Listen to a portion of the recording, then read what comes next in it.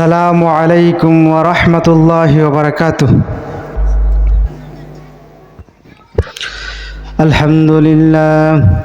আলহামদুলিল্লাহ হামদাশ শাকিরিন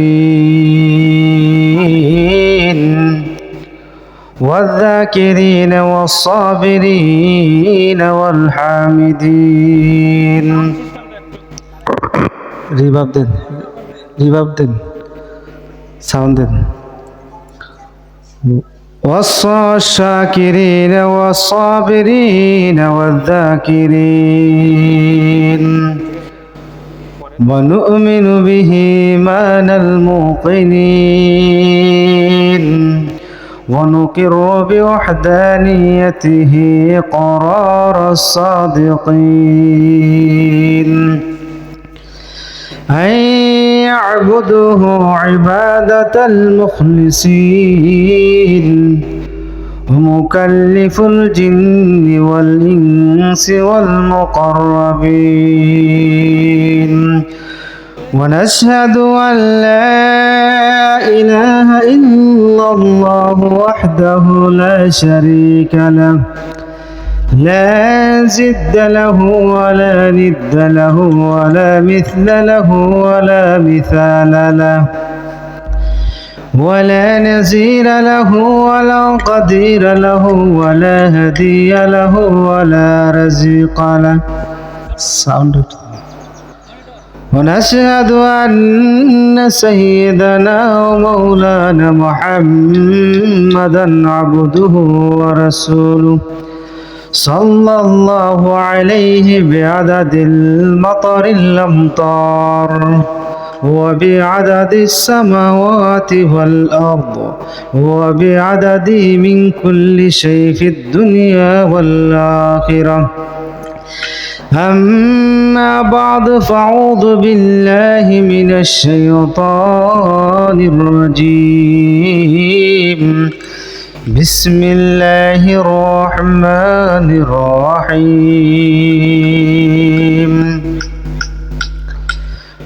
خذوا زينتكم عند كل مسجد وكلوا واشربوا ولا تسرفوا إنه لا يحب المسرفين. عن عمرو بن شعيب رضي الله تعالى عنه قال قال النبي صلى الله عليه وسلم كلوا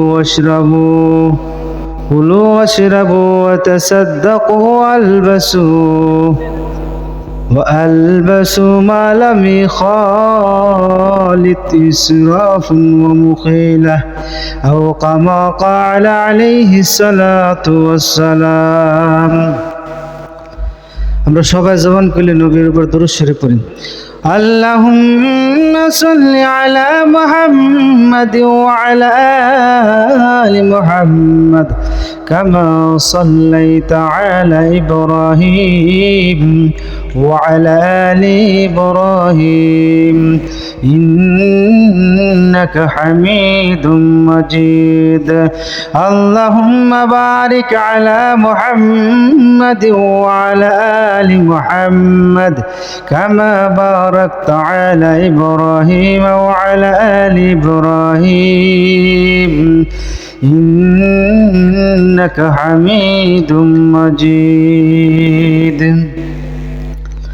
মদিনাতে যাব আমি, মদিনাতে যাব, মদিনায় গিয়ে আমি সালাম পৌঁছাবো।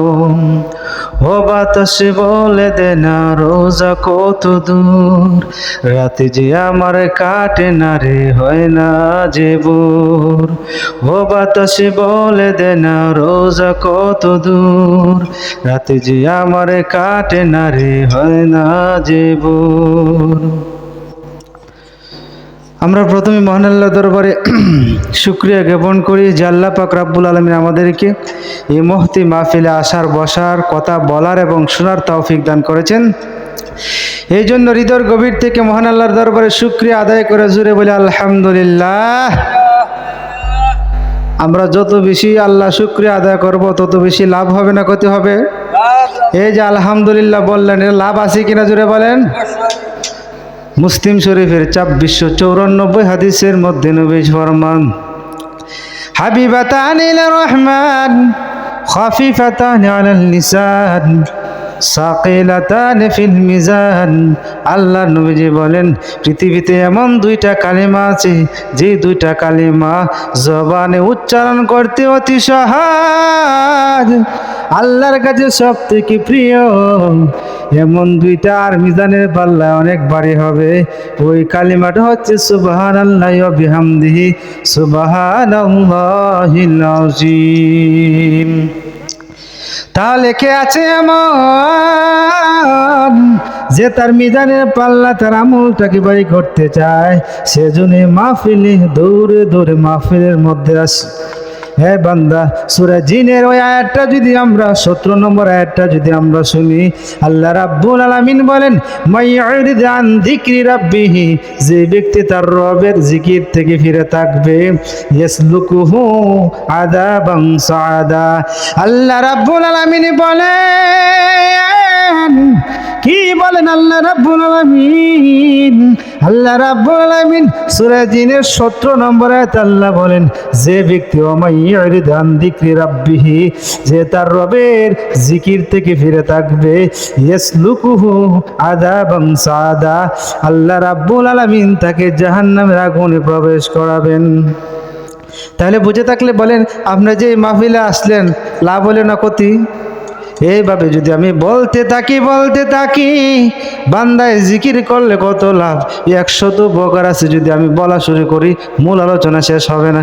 যাই হোক, তাহলে সংক্ষেপ কথা আমরা বুঝতে পারলাম, আল্লাহ রাব্বুল আলামিন এখানে বসলে অনেক লাভ আছে, উপকার আছে। জোরে বলেন, আছে কি না? এই জন্য আপনারা খুশি না বেজার? যাই হোক, কিন্তু যারা আসে না এরা বেজার। যাই, আমরা সংক্ষেপ কথা মনে রেখে আমি আপনাদের সামনে সূরা আরাফের 31 নম্বর আয়াত পেশ করেছি এবং মিশকাত শরীফের এই হাদিসটা মুসনাদে আহমদের মাঝে আছে। মিশকাত শরীফের 4378 নম্বর হাদিসটা আমি আপনাদের সামনে পেশ করেছি। যদি আল্লাহ রাব্বুল আলামিন আমাদেরকে তৌফিক দান করেন, তা আমরা এর আলোকে আলোচনা করার চেষ্টা করব। দেখেন, আমরা আলোচনার শেষ পর্যন্ত বুঝতে পারি, তাহলে আমার আয়াতের সংখ্যা দাঁড়াবে 30টা, আর যদি আমরা আলোচনার শেষ পর্যন্ত বুঝতে পারি, হাদিসের সংখ্যা দাঁড়াবে 15টি।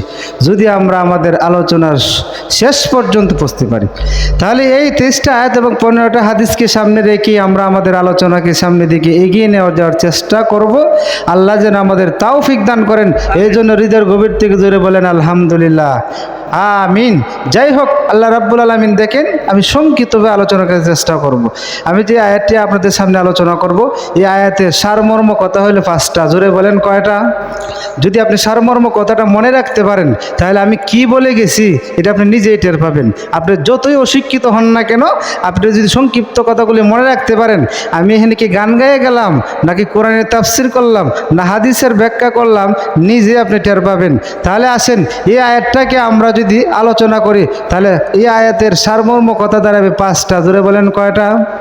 1 নম্বর কথা, এই আয়াতের 1 নম্বর সংক্ষিপ্ত কথা হইল এই আয়াতের শানে নুজুল কি। 2 নম্বর সংক্ষিপ্ত কথা হচ্ছে, এই আয়াতের মধ্যে আল্লাহ রাব্বুল আলামিন 3টা আদেশ করেছেন। 3 নম্বর সংক্ষিপ্ত কথা হইল, আল্লাহ রাব্বুল আলামিন এই আয়াতের মধ্যে একটা নিষেধ করেছেন। 4 নম্বর কথা হইল, আল্লাহ রাব্বুল আলামিন যারা অপব্যয় করে তাদের দমকের বিবরণ দিলেন। তাহলে এই হলো 4টা। আর শেষের যে আলোচনাটা সংক্ষিপ্ত কথা, এটা হচ্ছে এই আয়াত থেকে আমরা কি শিক্ষা পাই। এই 5টা সংক্ষিপ্ত কথা যদি আপনি মনে রাখতে পারেন, তাহলে আমি এখানে কি আলোচনা করতেছি আপনি নিজেই টের পাবেন। তাহলে আসেন, আমাদের সময় কম, এই জন্য আমরা মূল আলোচনা চলে যাই। দেখেন, আল্লাহ রাব্বুল আলামিন প্রথমেই এই আয়াতটা কেন নাজিল করলেন, এই কথাটা যদি আমরা জানতে চাই, তাহলে মুসলিম শরীফের 72 এবং 72-70 নম্বর হাদিসটা যদি আমরা দেখি, তাহলে আমরা বুঝতে পারবো যে আল্লাহ রাব্বুল আলামিন এই আয়াতটা কেন নাজিল করলেন। আল্লাহ রাব্বুল আলামিন কানা ইয়াতুফুল বাইত ওয়া হিয়া উরিয়ানাতান। একজন মহিলা ছিল, একজন মহিলা আছেন, সে যখন কাবাঘর তওয়াফ করত, উলঙ্গ অবস্থায় তওয়াফ করত। জোরে বলেন, মক্কা মদিনায় কি উলঙ্গ হয়ে যাওয়া যায়? কিন্তু ওই মহিলা উলঙ্গ হয়ে তওয়াফ করত। আর সে বলতো মাইয়ারিনি তিতুয়াফান, কে আছে এমন আমাকে কাপড় দিবে, নিজে উলঙ্গ হয়ে যায় আর বলে কে আছে এমন যে আমাকে কাপড় দিবে। এই কথা সে বলে শুধু কবিতা। এরপরে কবিতা ওই হাদিসের মধ্যে বলা হয়েছে সে কবিতার আকারে বলতো কে আছে এমন যে আমাকে আজকে কাপড় দিবে, আজকে যা প্রকাশ হয়ে যাবে, কিছু প্রকাশ হোক আর বেশি প্রকাশ হোক, ওইটাকে আমি আজকে আর ডাকবো না। অত বুঝাইতে চায় যে আজকে যে আমি হজ করতে আইছি, কাবাগর তওয়াফ করতে এসেছি, যা খুললে দেবো এটা ডাকতাম না, মানে সেইটাকে ডাকবে না, উলঙ্গ রাখবে। এই কথাটা খারাপ না ভালো? এই খারাপ কথার জবাবে আল্লাহ কোরআনে আয়াত নাজিল করে সূরা আরাফের 31 নম্বর আয়াতে আল্লাহ বলেন কুজু জিনাতাকুম। তাহলে 1 নম্বর শাহী নজুল জানলাম। 2 নম্বর শাহী নজুল হলো বাহরুল মুহিত নামে একটা তাফসীরি কিতাব আছে। তাফসির রুহুল বায়ান নামে একটা কিতাব আছে, তাফসিরের কিতাব।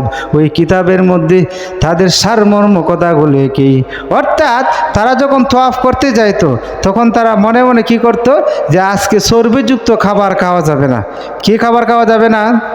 হজ গেলে চর্বিযুক্ত খাবার খাওয়া যাবে না। এই জন্য তারা কি করত, নিজের এটাকে নিষিদ্ধ করত। তাদের এই নিষিদ্ধ কথার জবাবে আল্লাহ রাব্বুল আলামিন সূরা আরাফের 31 নম্বর আয়াত নাজিল করলেন। তাহলে দেখেন আল্লাহ রাব্বুল আলামিন 31 নম্বর আয়াত যে নাজিল করলেন, এটা আমরা বুঝতে পারলাম তো কেন নাজিল করলেন। সংক্ষিপ্ত কথা হলো, সারমর্ম কথা হলো যে তারা উলঙ্গ হয়ে তারা কি করত, তওয়াফ করত। এই উলঙ্গ হওয়ার প্রতিবাদে আল্লাহ সূরা আরাফের 31 নম্বর আয়াত নাজিল করলেন। তাহলে দেখেন আমাদের আলোচনা সংক্ষিপ্ত কথা 1 নম্বর কথা গেল। এবার আসেন আল্লাহ রাব্বুল আলামিন, আমরা বলছিলাম আজকের আলোচনা সংক্ষিপ্ত কথার 2 নম্বর কথা হচ্ছে আল্লাহ রাব্বুল আলামিন এই আয়াতের মধ্যে কয়টা আদেশ করেছেন। আল্লাহ রাব্বুল আলামিন এই আয়াতের মধ্যে 3টা আদেশ করেছেন। বুঝে থাকলে বলেন কয়টা আদেশ। এই আলোচনা করার পূর্বে আল্লাহ আয়াতের প্রথমে বলেন ইয়া বানি আদম। দেখেন কোরআনে প্রায় 6 জায়গার মধ্যে আল্লাহ ইয়া বানি আদম বলে আল্লাহকে ডাক দিচ্ছেন। কোন কোন জায়গার মধ্যে? আল্লাহ রাব্বুল আলামিন সূরা বাকারা 60 নম্বর আয়াতে আল্লাহ বলেন ইয়া বানি আদম।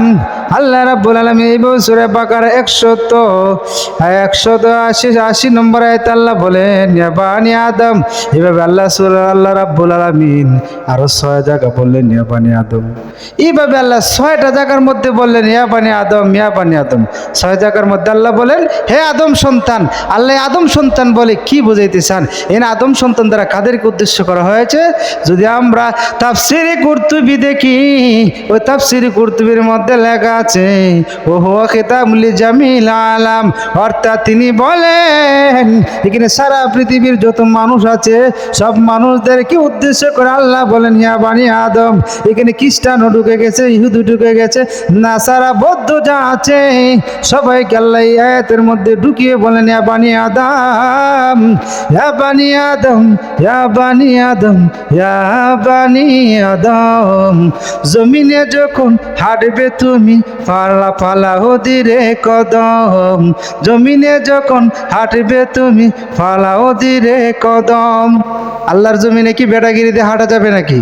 এই জন্য আল্লাহ কোরআন অপর জায়গায় বলেন লা তামশি ফিল আরদি মারাহা।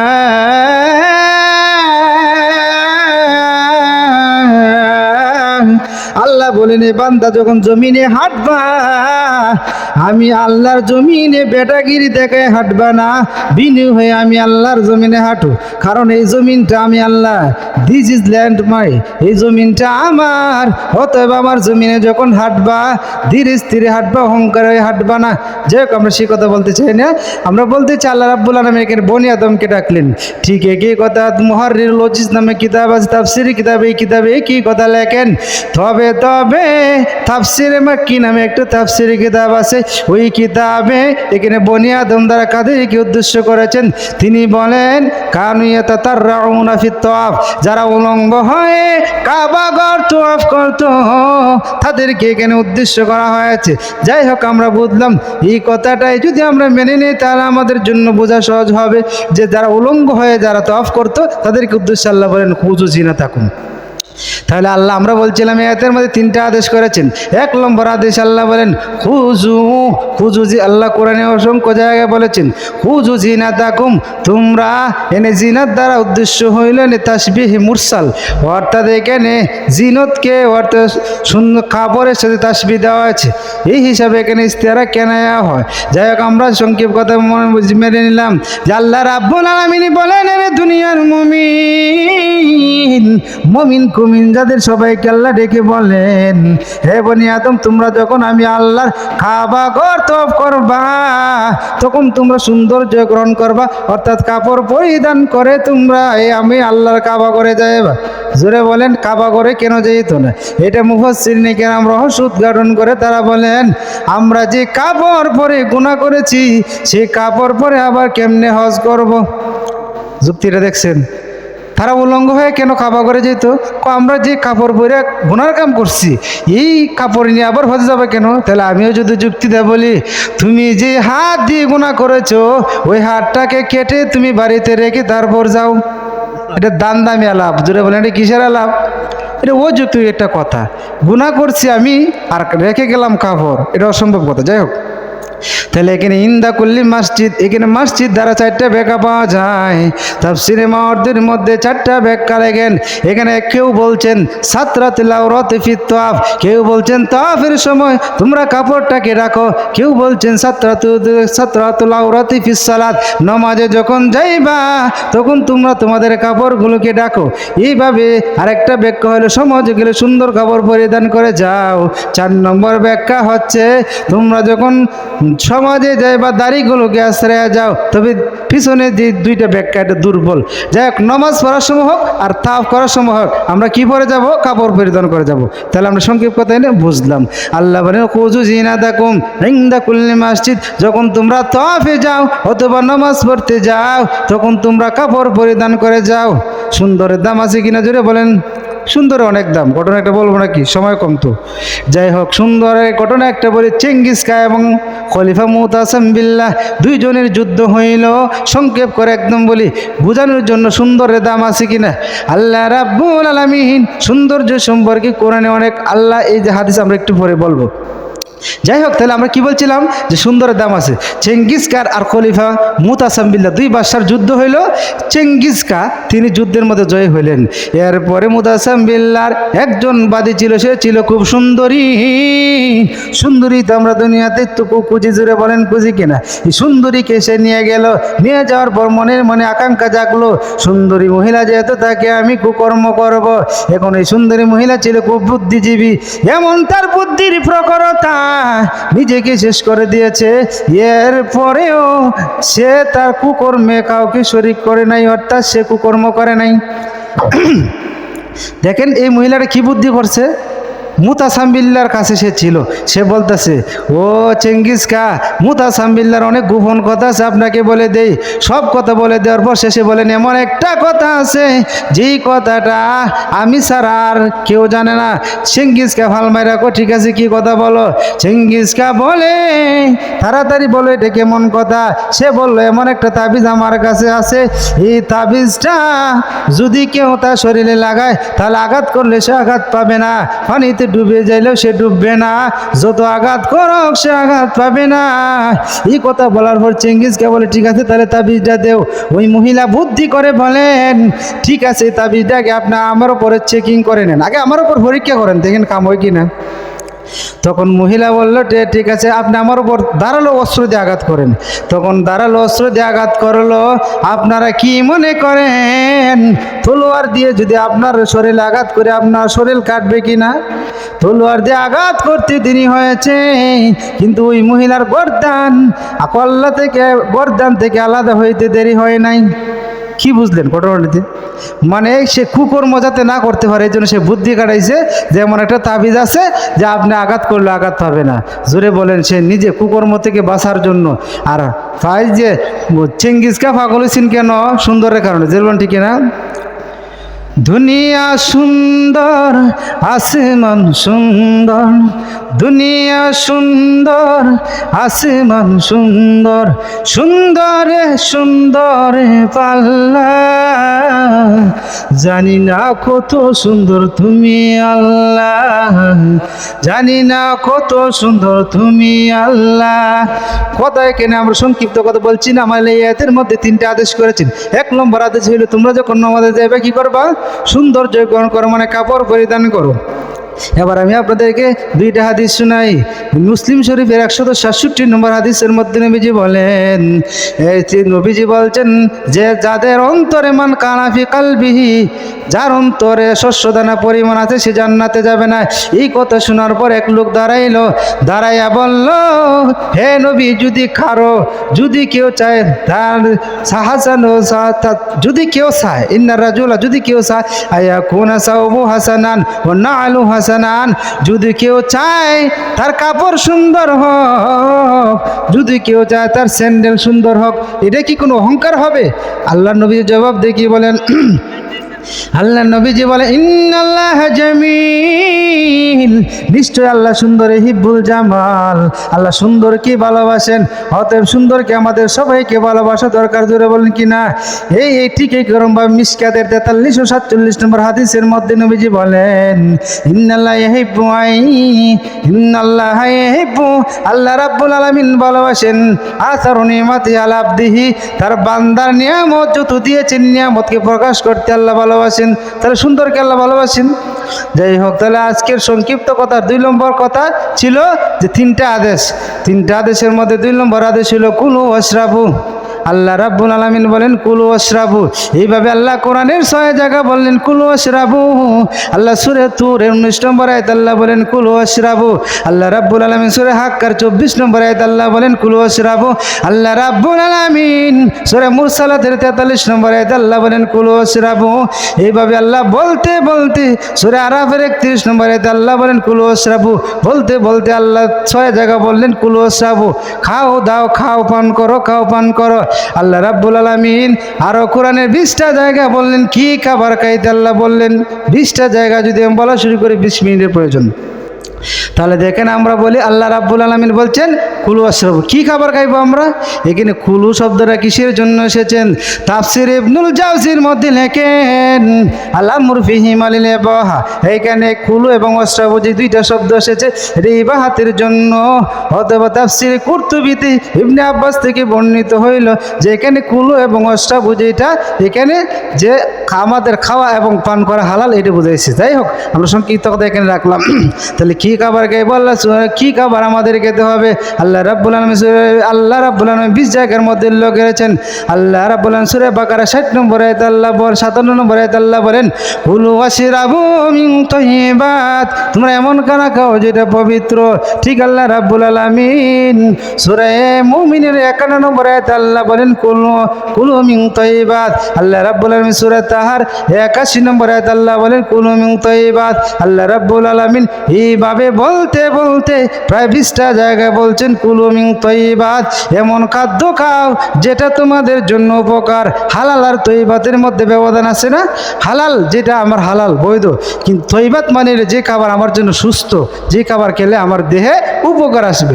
এইভাবে আল্লাহ বললেন। তাহলে সংক্ষিপ্ত কথা এখানে রেখে দিলাম। আল্লাহ রাব্বুল আলামিন নবীজির মাধ্যমে জানাই দিলেন কি খাবার আমাদের খেতে হবে।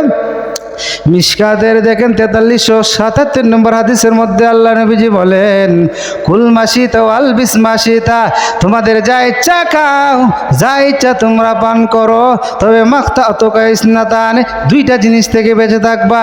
একটা হলো বান্দা ইসরাফ অর্থাৎ অপব্যয় করা থেকে বেঁচে থাকবা। 2 নম্বর হলো মুখিলাতুন অর্থাৎ অহংকার থেকে তোমরা বেঁচে থাকবা। যা ইচ্ছা খাও, অপরাধ নাই, যা ইচ্ছা পর অপরাধ নেই, তবে অপরাধ হবে 2টা কারণে, একটা হলো অপব্যয় করলে আর একটা হলো অহংকার করলে। এইভাবে আল্লাহ রাব্বুল আলামিন মুসনাদে আহমদের মধ্যে একটা হাদিস আছে, ওই হাদিসটা আমি আমার খুতবায় বলেছি। মিশকাত শরীফে 4378 নম্বর হাদিসের মধ্যে আছে, আল্লাহ নবীজি বলেন কুলু ওয়াশরাবু, খাও পান করো, ওয়াতাসাদ্দাকু এবং দান করো, ওয়ালবাসু এবং তোমরা পরিধান করো, দুইটা জিনিস থেকে বেঁচে থাকো। মালামি খালিদ, দুইটা জিনিস যদি তোমাদের সাথে মিশ্রিত না হয়, একটা হলো ইসরাফ আর একটা হলো মুকিল্লা। যাই হোক, তাহলে আল্লাহ বলছেন যা খাও যা পরিধান করো, অসুবিধা নেই। অসুবিধা কোন জায়গা? যখন অপব্যয় করবা। অসুবিধা কোন জায়গা? যখন তুমি অহংকার করবা। যাই হোক, আল্লাহ রাব্বুল আলামিন বলেন খাও দাও ফুর্তি করো, খাও ফুর্তি করো তো ইবাদত করার পর। যাই হোক, তাহলে আল্লাহ রাব্বুল আলামিন এভাবে বললেন তোমরা খাও, কুলু আশরাবু, কুলু আশরাবু। দেখেন আমাদের কাপড় পরিধানের ব্যাপার যেটা আমরা একটু আগে বলছিলাম, যে তোমরা সৌন্দর্য গ্রহণ করো, এটা হতে পারে দুই রকম, কামেল পরিধান, হতে পারে নাকিস পরিধান। কামেল পরিধান যেমন আমরা পোশাক পরি, এটা হচ্ছে কামেল পরিধান। জুতাও পরি, এটাও তো পরা, কিন্তু এই পরা আর আগের পরা ব্যবধান আছে কিনা? যাই হোক, তাহলে এই ব্যাপারে নবীজি বলেন, মিশকাতের 4307 নম্বর হাদিসের মধ্যে নবীজি বলেন তোমরা এমন এমন তোমরা কি করো, জফাল ইবদাউ বিল ইমনা, যখন তোমরা কোনো কাপড় পরিধান করো বা কোনো কিছু যখন পরিধান করবা, তখন তোমরা ডান থেকে শুরু করবা। ওইদা নাযা ফাল ইবদাউ বিশিমাল, আর যখন তোমরা খুলবা তখন বাম দিকে খুলবা। এবার বুখারী শরীফে হাদিসের মধ্যে শব্দ আছে অফিসানি কুল্লিহি, অর্থাৎ প্রত্যেক কাজ যখন করবা ডান থেকে শুরু করবা, বাম দিক থেকে শেষ করবা।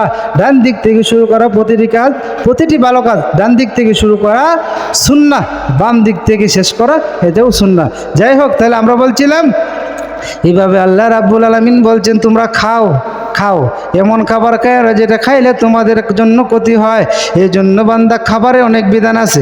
খাবার শুরু করতে হয় বিসমিল্লাহ বলে না, অথবা হাদিসের মধ্যে আছে যেই খাবারে বিসমিল্লাহ বলা হয় না সেই খাবার বরকত হয় না, শয়তান শেষ পর্যন্ত শরীক থাকে। দেখেন নবীজি বুখারী শরীফের 5409 নম্বর হাদিসের মধ্যে নবীজি বলেন, আমরা খাবারের মধ্যে দুধ ধরি, যেটা বলেন ঠিক কিনা, কিন্তু ওই হাদিসের মধ্যে নবীজি বলেন মা আবান নবিয়্যু তাআমান কাত্তুন, নবীজি কখনো খাদ্যের মধ্যে আহারের মধ্যে তিনি দুস্থিরটি ধরতেন না। এমনকি নিস্তেহা হুয়া কালাহু ওয়াইন কারিহাহু তারাকাহু, যখন তার পছন্দ হইতে খাইতেন আর পছন্দ না হইলে ছেড়ে দিতেন। দূরে বলেন ঠিক কিনা। কিন্তু আমাদের যদি লবণ কম পড়ে তাহলে বউ তালাক। দূরে বলেন এমন ঘটনা আছে কিনা? এই ঘটনা একটা আমরা পাইছি যে লবণের মধ্যে, খাবারের মধ্যে লবণ কেন কম দিছে, এই জন্য বউ তালাক। দূরে বলেন দেয় কিনা। অত সেই হাদিসটা দ্বারা আমরা কি বুঝলাম? বুখারী শরীফের 5409 নম্বর হাদিস দ্বারা বুঝলাম যে খাবারে দোষ ধরা যাবে না। জোরে বলেন ধরা যাবে? এটা তো একটা খাবারের বিধান। এইভাবে বান্দা আল্লাহ রসুল আরও বিধান বর্ণনা করেছেন। যদি আমরা এইভাবে বলতে যাই অনেক সময়ের প্রয়োজন। দেখেন এমন খাবার খাইবা, পেট পুরে খাবার খাইবা না। এই জন্য বুখারী শরীফের 5393 নম্বর হাদিসের মধ্যে আছে আল মুমিনু ইয়াকুলু মিআন ওয়াহিদিন, মুমিন খায় এক পেটে, ওয়াল কাফির ইয়াকুলু সাবাত মিআইন, আর কাফির খায় 7 পেটে। মুমিন খায় এক পেটে, কাফির খায় 7 পেটে। কথাটার মানে কি? এই কথাটার মানে এইটা একটা মানে আছে, অর্থাৎ মানেটা হলো একজন কাফির, একজন মানুষ, অর্থাৎ সে মুসলমান হওয়ার আগে একই খানা সে খাইতো 7 জনের সমান, কিন্তু যখন সে কাফির ছিল, সে যখন কাফির ছিল একই খানা খাইতো 7 জনের সমান, আবার যখন মুসলমান হলে একই খানা খাইছে 1 জনের সমান। এই পরিপ্রেক্ষিতে আল্লাহ রসুল বললেন যে এমন খানা মুমিন খাইবে অল্প, খাওয়ারও কিছু পদ্ধতি আছে। 3 ভাগে খাইবেন, 1 ভাগ খানা, 1 ভাগ পানি, 1 ভাগ খালি রাখবেন, তাহলে এটা আমাদের জন্য কি হবে? উপকার হবে। যাই হোক, এরপরে নবীজি বলে কুলু ওয়াশরাবু, এইভাবে কুলু খাও। 1 নম্বর 2 নম্বর নির্দেশ হচ্ছে খাও। খাওয়াও তো দরকার আমাদের আছে কিনা জোরে বলেন? খাওয়া আমাদের দরকার নেই। এই জন্য আমরা পরবর্তীতে আয়াত থেকে আমরা কি শিক্ষা, এটা পরে বলবো আমরা। যাই হোক, তাহলে আল্লাহ রাব্বুল আলামিন বললেন তোমরা খাও, এমন খাবার খাইও না 40টা রুটি খাওয়ার পরে ডাক্তারের কাছে যেতে হয়। 2 বন্ধু গেলেন সফরের মধ্যে, 50টা রুটি তাদের সাথে, একজন রহিম আর একজন করিম। রহিমে খাইলে 40টা রুটি, করিমে খাইলে 10টা রুটি। এখন রহিমে খাওয়া দাওয়ার পর বললেন আমি একটু ডাক্তারের কাছ থেকে আসি। কি বলে, ডাক্তারের কাছ থেকে আমি আসি। রহিম বলল, তুমি ডাক্তারের কাছে কেন যাবা? ও আমার রুচি নাই, 40টা রুটি খাওয়ার পরে রুচি নেই। জোরে বলেন হে রাক্ষস না, এমনভাবে খানা খাওয়া যাবে না যে খানা আমাদের জন্য ক্ষতি হয়। যাই হোক বান্দা, এইভাবে খানা যদি আপনি হতেও করিয়ে পান তাহলে এটারও বিধান আছে। আমরা যদি এটা দেখি তাহলে দেখেন 2218 নম্বর হাদিস মুসলিম শরীফের। ওই হাদিসের মধ্যে নবীজি বলেন, আমি যখন ঘরে ফিরে গেলাম, ঘরে ফিরে ফিরাচ্ছি, আমার বিছানার মধ্যে একটা খেজুর পাইলাম। আমি এটাকে তুলে নিলাম খাওয়ার জন্য, কিন্তু সুম্মা আকশা আয়াকুনা, আমি ভয় করলাম এই খেজুরটা না জানি সদকার কোনো খেজুর হয়, এই জন্য আমি খাই নাই, এটাকে আমি আর খাই নাই। তাহলে দেখেন, আপনি যদি কোনো খানাও খান, বাছাই করে খাওয়া দরকার। নবীজি তার বিছানার মধ্যে একটা খেজুর হয়েছে, এরপরও খাইছে না, ভয় পাইছে কি তা, এটা নিয়ে সৎকার হয়ে যায়। তাহলে এই সম্পর্কে গোছালোভাবে আমরা বললাম, খাবারে কিছু বিধান আছে। খাবার আগেও হাত ধুইতে হয়, খাবার পরেও ধুইতে হয়। জোরে বলেন ঠিক কিনা? খাবার আগে হাত দিতে হয় না?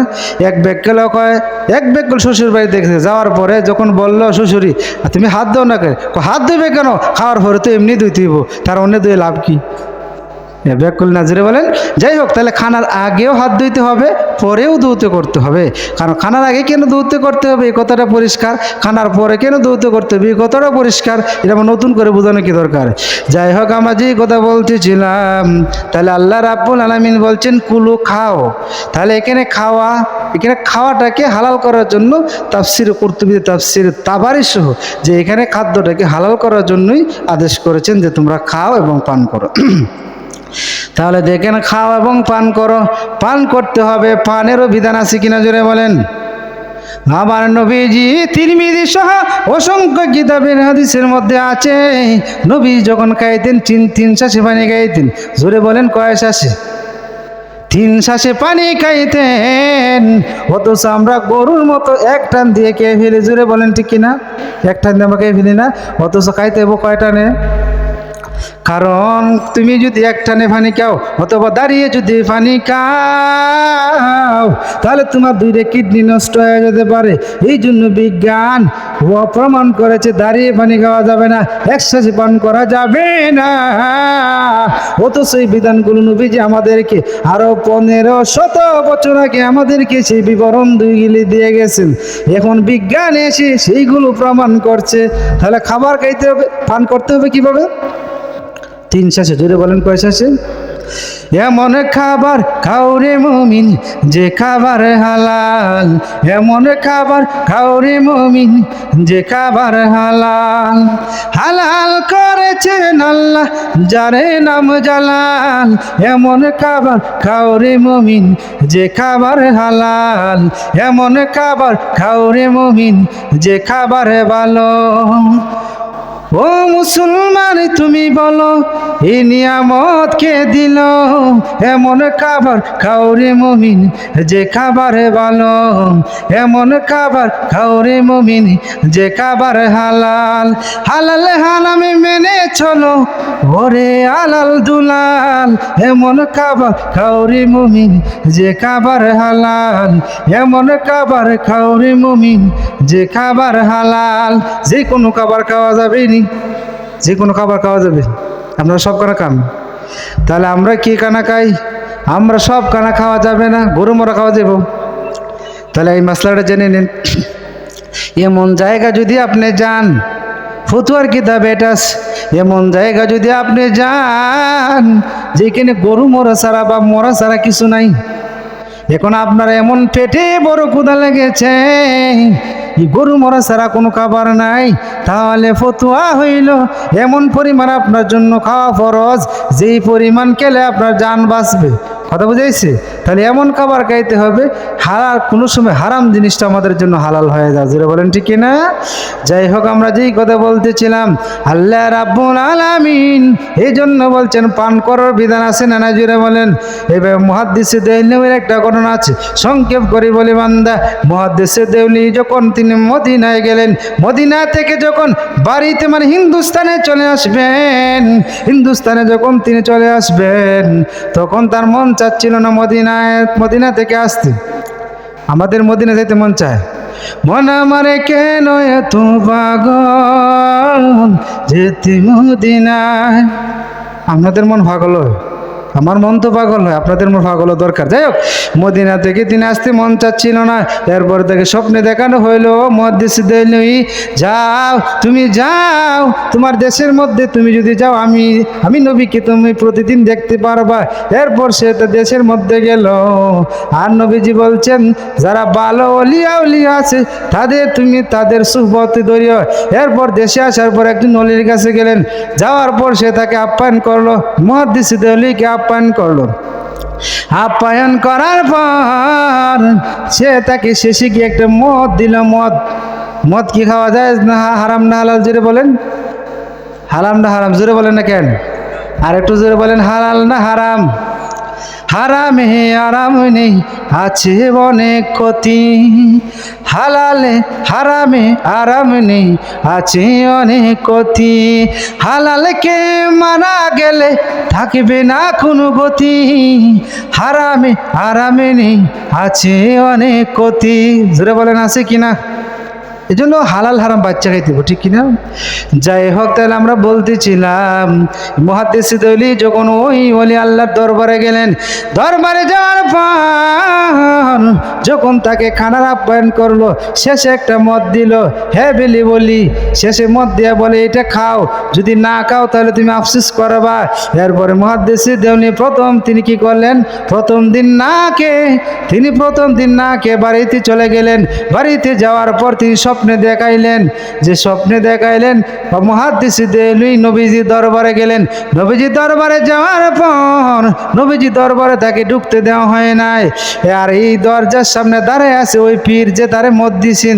এইভাবে একদিন গেল, 2 দিন গেল, 3 দিন গেল।